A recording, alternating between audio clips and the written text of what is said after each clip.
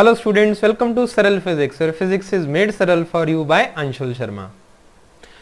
तो देखो, अभी मैं सीबीएसई बोर्ड्स 2021 को फोकस में रख के एक सीरीज स्टार्ट करने वाला हूं जिसमें I will be discussing with you the important questions और you can say the previous year questions जो सीबीएसई में पिछले कुछ सालों के दौरान एग्जाम्स में आए हैं, सीबीएसई फाइनल बोर्ड्स में। और मैं फिजिक्स के, एज यू नो, फिजिक्स के जो चैप्टर्स हैं as per the reduced syllabus, ठीक है।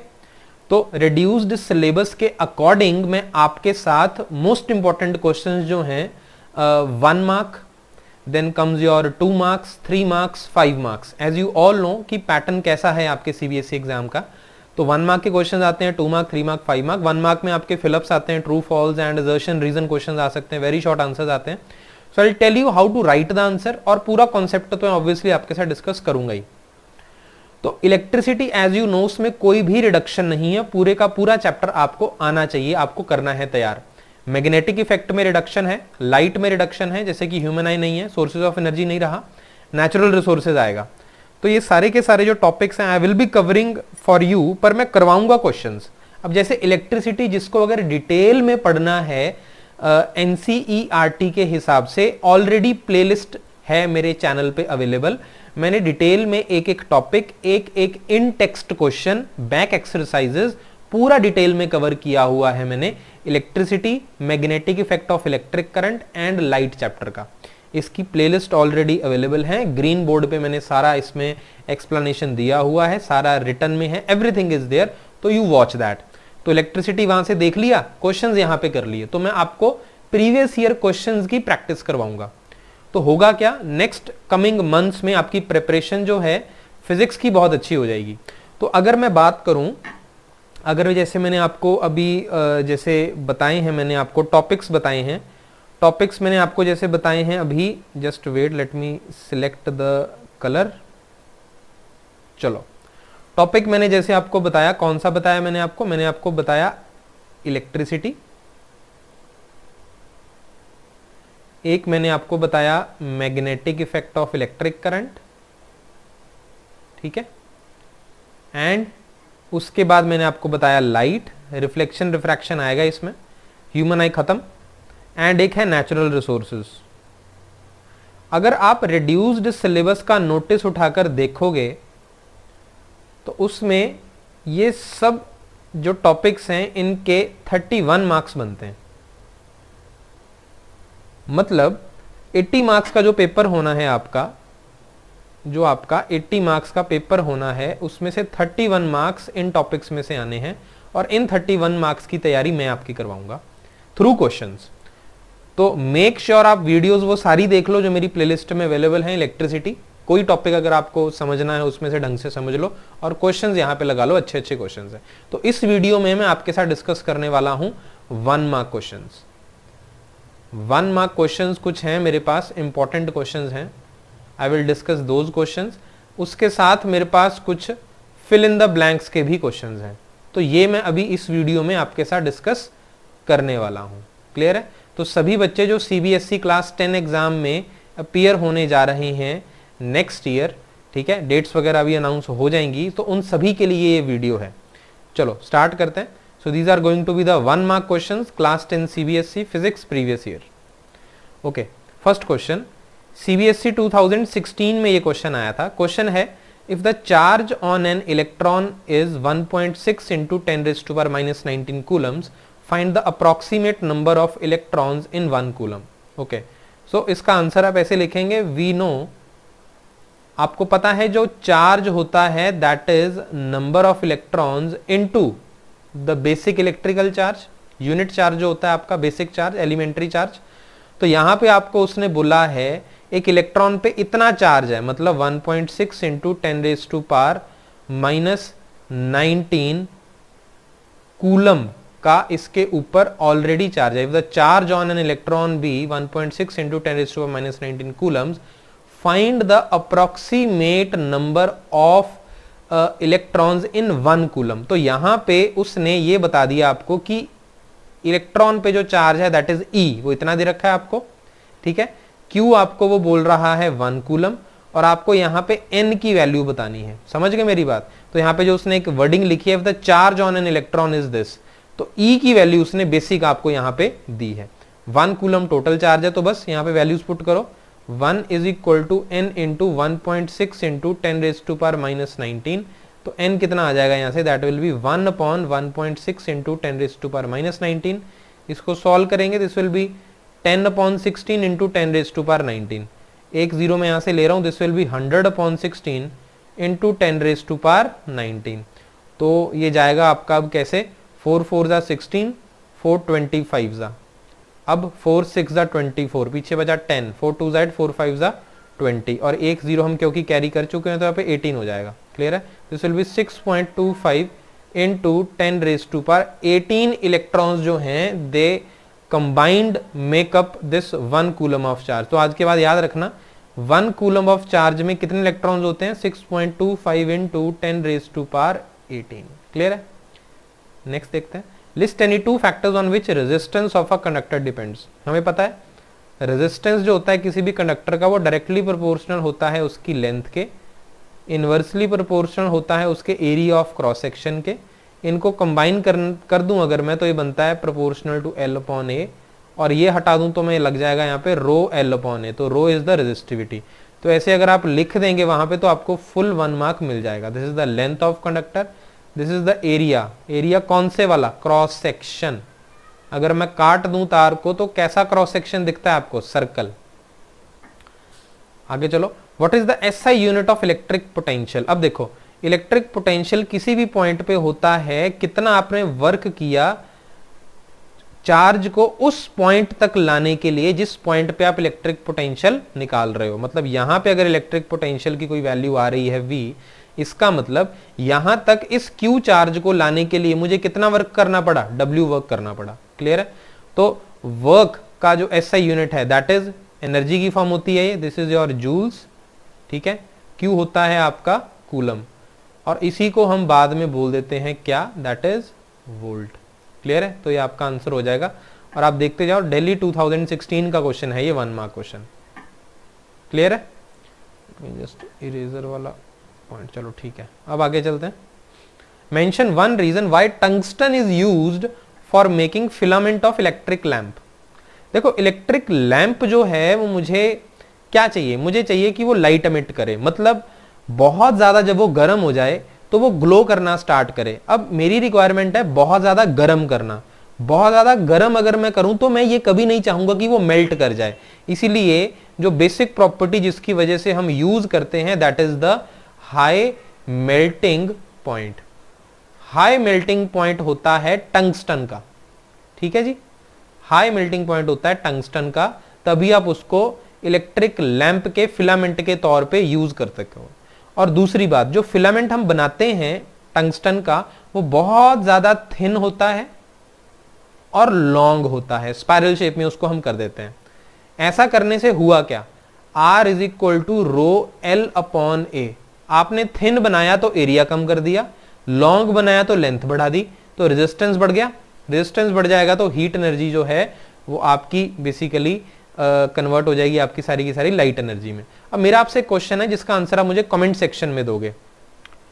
What do you think the resistivity of this tungsten is. Resistivity, इसका आप मुझे कमेंट सेक्शन में आंसर दोगे, लो है या हाई है। Tell me in the comment section, resistivity जो है वो टंगस्टन की लो है या हाई है। इसका आंसर जो आपको देना है क्वेश्चन में जो आया है CBSE 2015 में, high melting point. This will solve your purpose. आगे चलो, अगेन CBSE 2015 का क्वेश्चन है ये। Name the instrument device used to measure electric current in a circuit. Electric current को मेजर करने के लिए जो हम यूज करते हैं दैट इज एमीटर। आपको पता है एमीटर कैसे बना नाम, करंट को हम मेजर करते हैं एम्पेयर में, और किसी भी चीज को मेजर करने वाली डिवाइस होती है मीटर। तो एम्पेयर का एम उठाया और मीटर पूरा उठा लिया, तो ये बन गया आपका एमीटर। ऐसे याद रखना आपको उसको। ठीक है? How is an ammeter connected in a circuit to measure current flowing through it. जैसे मान लो ये सर्किट है, ये रेजिस्टेंस है और ये बैटरी है, just wait let me rub this, बहुत टेढ़ी सी बैटरी बन गई। ओके तो ऐसे ऐसे ऐसे ऐसे ऐसे ऐसे, ठीक है। अब मुझे अगर करंट मेजर करना है तो मैं यहां पे क्या लगा दूंगा, एमीटर लगा दूंगा, ऐसे ऐसे ही लगाऊंगा ना। तो इसका मतलब है एमीटर को आप सर्किट में कैसे कनेक्ट करते हो, सीरीज में कनेक्ट करते हो, सीरीज में कनेक्ट करते हो। और यहां पर जो भी करंट डेवलप होगा, मान लो यहां पे करंट कितना डेवलप होगा आपका, जनरेट होगा, I is equal to V by R, ये I आपका जनरेट हुआ, ऐसे जा रहा है। तो ये इस एमीटर में से जब पास करेगा तभी तो करंट को मेजर कर पाएगा एमीटर। अगर आप इसको पैरेलल में लगा दोगे तो हमें पर्पस सॉल्व नहीं होगा, जो हमारा एमीटर का है करंट की वैल्यू बताना। अब एक और क्वेश्चन आपको सीबीएसई में पूछा जा सकता है, आइडियल एमीटर जो है उसका रेजिस्टेंस कितना होता है, आइडियल एमीटर। तो उसका आंसर है बेटा दैट इज 0, क्योंकि मैं नहीं चाहता एमीटर लगाने से एमीटर अपनी वजह से ही सर्किट के करंट पे कोई इफेक्ट डाले, क्योंकि एमीटर का काम है एक्यूरेसी के साथ करंट की वैल्यू बताना। अगर एमीटर ही इस करंट को कम करना स्टार्ट कर दे, मान लो अगर एमीटर का ही कुछ रेजिस्टेंस आ गया R, तो I कितना फ्लो करेगा इसमें, V upon R plus R, तो करंट कम हो गया ना। तो मुझे तो एग्जैक्ट वैल्यू पता नहीं लगी, जिस काम के लिए मैं इतना महंगा एमीटर लेके आया बाहर से। पर प्रैक्टिकली 0 नहीं होता है, मिनिमम चाहिए होता है हमें। प्रैक्टिकली एमीटर का रेजिस्टेंस कैसा होना चाहिए, मिनिमम होना चाहिए। क्लियर है? तो इसका भी आंसर कर दिया हमने, इसका भी आंसर कर दिया। In an electric circuit, state the relationship between the direction of conventional current and the direction of flow of electrons. देखो अगर ये एक हमारा इलेक्ट्रिक सर्किट है, ये अपने आप ही इसमें जो वायर है ये टेढ़ी हो जाती, पता नहीं क्यों। ये रेजिस्टर लगाया, ऐसे ऐसे गया, ऐसे और ऐसे ऐसे ऐसे ऐसे इधर गया, ऐसे, एंड ये V है और ये R है, ठीक है। और करंट जो यहाँ पे ये प्लस होता है माइनस होता है, higher potential lower potential, current ऐसे गया ऐसे गया ऐसे गया, इधर जा रहा है, ऐसे करंट जा रहा है, ठीक है। बेसिक सर्किट बना दिया मैंने। अब ये जो डायरेक्शन हम बता रहे हैं ना, ये कन्वेंशनल करंट की डायरेक्शन होती है। तब की बात है, मैंने आपको इलेक्ट्रिसिटी वाले लेक्चर में भी कहानी सुनाई थी कि शुरू में साइंटिस्ट को लगता था पॉजिटिव चार्ज फ्लो करता है, क्योंकि उस टाइम पे जो चार्जेस के साइन बनाए गए थे प्लस माइनस, और प्लस का मतलब जनरली हम ज्यादा लेते हैं, तो ज्यादा पॉजिटिव चार्ज किस डायरेक्शन में मूव करेगा, जहां पे कम पॉजिटिव चार्ज है। तो ये कन्वेंशनल करंट की डायरेक्शन है, जो आज तक हम यही मानते आए हैं। क्योंकि जब तक हमें यह पता चला कि एक्चुअली इलेक्ट्रॉन मूव करता है इलेक्ट्रॉन मूव करता है, तब तक बहुत देर हो चुकी थी, क्योंकि इतनी रिसर्चेज हो चुके थे, सबको हमें ठीक करना पड़ता। तो एक्चुअली प्रैक्टिकली सच में तो इलेक्ट्रॉन फ्लो करता है, पर वो कन्वेंशनल करंट के ऑपोजिट करता है। तो इलेक्ट्रॉन्स का जो फ्लो होता है वो इसके ऑपोजिट होगा। जिस डायरेक्शन में आप कन्वेंशनल करंट बताते हो, उसके ऑपोजिट जो है वो इलेक्ट्रॉन्स क्या करते हैं, फ्लो करते हैं। क्लियर है? तो डायरेक्शन ऑफ कन्वेंशनल करंट और direction of flow of electrons एक दूसरे के ऑपोजिट होते हैं। अगर आप ये डायग्राम बना के ऐसे कुछ बना दोगे तो it will be very impressive. How does the resistivity of alloys compare with those of pure metals from which they have been formed? देखो एक होता है प्योर मेटल जो कि बहुत अच्छा कंडक्टर होता है और इसीलिए उसकी रेजिस्टिविटी लो होती है, ठीक है। और अगर हम अलॉयज बनाएंगे इसी प्योर मेटल को यूज करके, अगर इसमें कुछ और मिक्सिंग करके, तो वो जो अलॉय होगा उसकी रेजिस्टिविटी क्या हो जाएगी, हाई रेजिस्टिविटी हो जाएगी। तो जब आप कंपेयर कर रहे हो, आंसर लिखो, क्या लिखोगे, resistivity of alloys as compare, resistivity of alloys is more as compared with those of pure metals from which they have been formed. Clear है? Power of a lamp is 60 watt. Power आपको 60 what they रखी है और आपको पता है what is joule पर second. Energy पूछ रहा है वो आपसे कितनी कंज्यूम होगी 1 सेकेंड में। तो सिंपल है, 60 जूल 1 सेकंड में है तो एनर्जी भी तो 60 हुई, because power is your work upon time only और work is a form of energy. तो एनर्जी कंजम्पशन जो हुई आपकी यहाँ पे that is 60 joules only. 60 into 1 is equal to 60 joules. ये आंसर आ जाएगा। देखो सीबीएसई 2014 का क्वेश्चन है ये। Draw the schematic diagram of a circuit consisting of a cell of 1.5 volt, 10 ohm resistor, 15 ohm resistor and a plug की all connected in series. देखो इसमें आपको 2 तो रेजिस्टर्स बनाने हैं, एक ये बना दिया मैंने और एक मैंने ये बना दिया, क्लियर है। और नीचे हमने एक क्या करना है, एक बैटरी बना देनी है, 1 पॉइंट सेल बना देना, सॉरी। तो सेल है तो इसको मैं फिर ऐसे ही बना देता हूँ, क्योंकि बैटरी तो बहुत सारे सेल से मिलके बनती है ना। और एक मुझे प्लग की बना देनी है ऐसे, ये बन गया मेरा सर्किट। अब इसको और इम्प्रेसिव आप पता कैसे बना सकते हो, अगर आप क्लियरली मेंशन कर दो, ये तो हो गया आपका 1.5 वोल्ट का सेल। अगर तो मैं इसको ऐसे ही बना रहा हूं तो मैं यहाँ पे करंट फ्लो नहीं करवाऊंगा, पर अगर मैं इसको यहाँ पे डॉट बना दूं तो आपको पता है इसका मतलब होता है की को मैंने क्लोज कर दिया, जो सर्किट है बेसिकली वो कंप्लीट हो गया, वो करंट फ्लो करेगा। तो अगर तो तुमने डॉट बना दिया यहाँ पे तो तुम करंट की डायरेक्शन बता देना, पर अगर डॉट नहीं बनाया है दैट मीन्स वो सर्किट अभी ओपन ही है, करंट फ्लो नहीं करेगा। तो CBSE 2011 में आया था question. Why do we use copper and aluminum wire for transmission of electric current? Obviously, they have good conductivity. तभी यूज करोगे ना, गुड कंडक्टिविटी, या इसको आप बोल सकते हो लो रेजिस्टिविटी। ओके जी, चलो, तो यही रीजन है उसको करने का। Give an example of metal which is the best conductor of heat, best conductor of heat. अब कॉपर, ठीक है, फिर आ जाता है आपका सिल्वर, ठीक है, फिर आता है आपका गोल्ड। तो ये सारे के सारे एग्जांपल्स हैं आपके। What is the lowest resistance that can be obtained by combining 4 coils of resistances 4, 8, 12 and 24। देखो, कनेक्शन लगाने के दो तरीके होते हैं, एक होता है सीरीज, एक होता है पैरेलल।